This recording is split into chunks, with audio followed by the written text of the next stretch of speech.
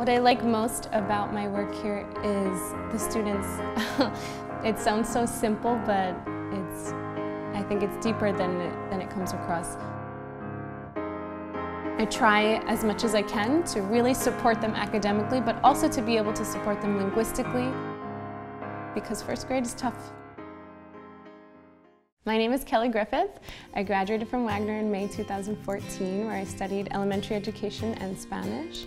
I'm currently working at PS19, the Curtis School, where I teach first grade dual language. Right after I graduated from Wagner, I spent a school year living in Loja, Ecuador as a Fulbright English teaching assistant. I worked in a university, a public university in Loja. So I started the English club. I also got to volunteer in the early childhood center on campus.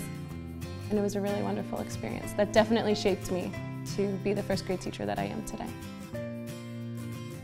My junior year, I was chosen to be Port Richmond Scholar of Education, so I was able to come into the Port Richmond community and kind of work with the schools and students and teachers and build a different relationship than I would have as just a student.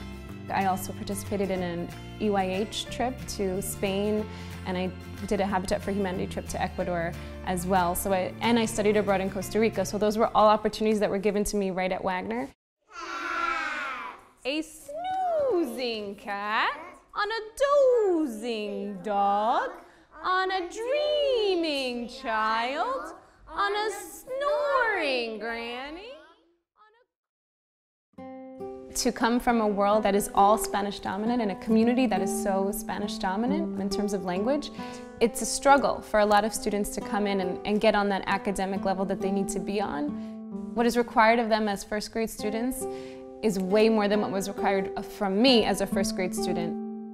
My mom was a stay-at-home mom, so she was able to be there with me. Every time I got sick, she was up at the school in 5 minutes. She was on every field trip, and that's not a reality for a lot of these kids.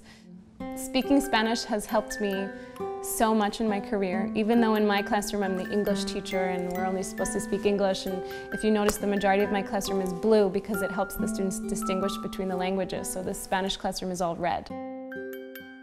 But still in my classroom, my students will come up to me and speak Spanish. And even if it's something as simple as, can I go to the bathroom, or I miss my mom, it's just nice to be able to connect with students in their native language. My hope is that when they come into my classroom, they realize that no matter where you come from, no matter what language you speak, you're valuable and you're part of our world and our society. I know that my students are going to succeed, and that's what keeps me going. That's what keeps me motivated.